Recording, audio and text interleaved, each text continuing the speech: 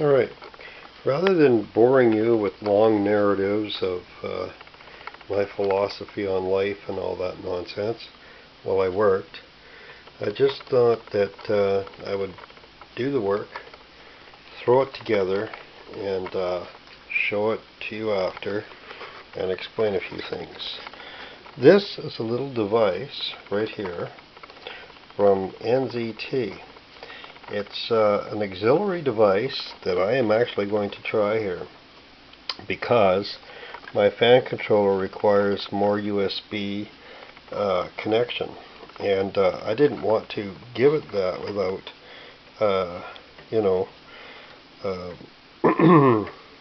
making sure that all my other USB connectors weren't robbed.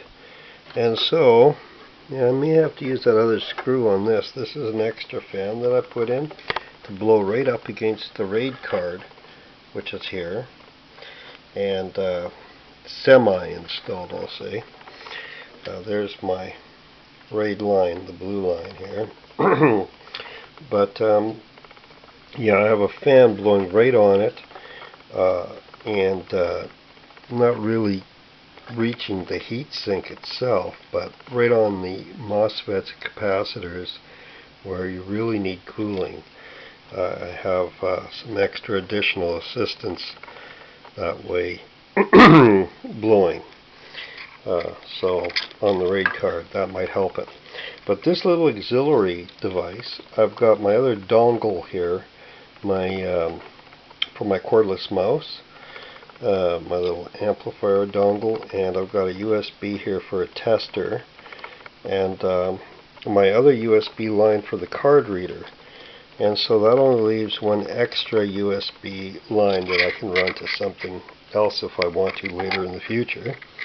And yeah,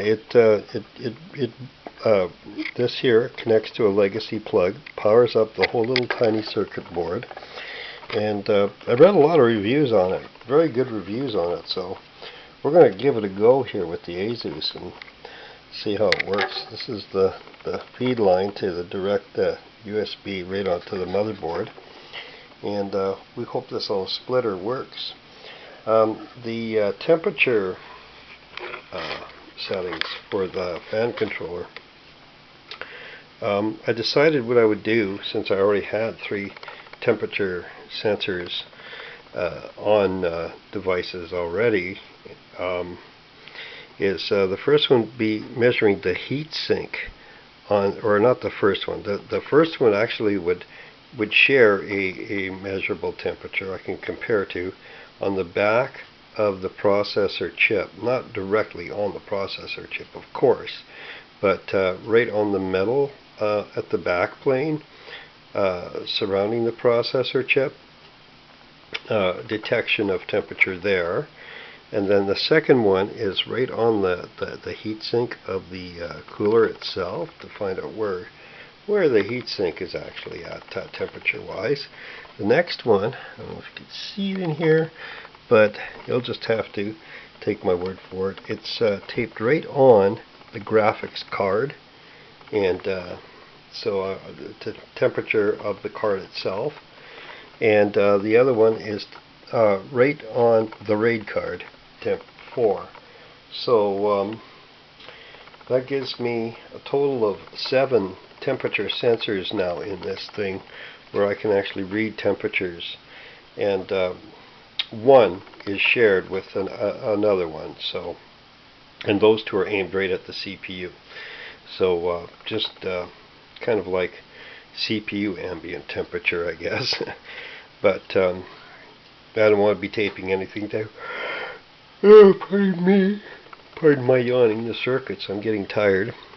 I'm going to have to fire this up and have a look at it and see what, what's doing.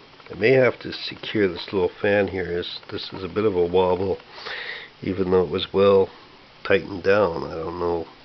It tends to wobble. I don't really much care for that. So yeah, so I'll be working on that as well. So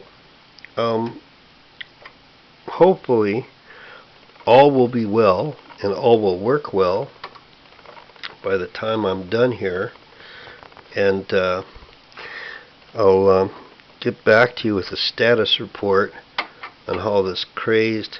See, now I have a big mess of wires, and I'm really thinking that when you do builds, pretty much just get it wired up.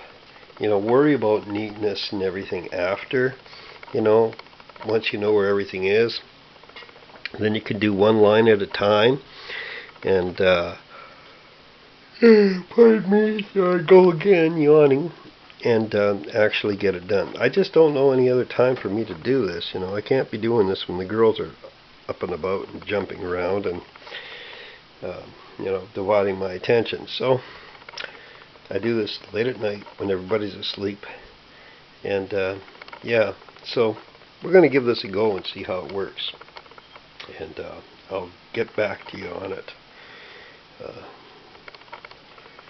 Kind of excited about this build. It's really turning out to be an interesting build, but it's not quite what I want, and I'm looking forward to a more server platform type motherboard, all-purpose multimedia board. I've got to wait for it to come out yet, and I really am looking forward to the LGA 2011-3. It does look like actually it will be coming out, and of course that'll be the by the looks of things, the X99. So I've got about maybe 20 or so months before I make my decision. Probably out sooner than that, but I'll be reading reviews and weighing out things before I buy. Alright, thanks for watching. Oh, big yawn. And listening and putting up with my yawns.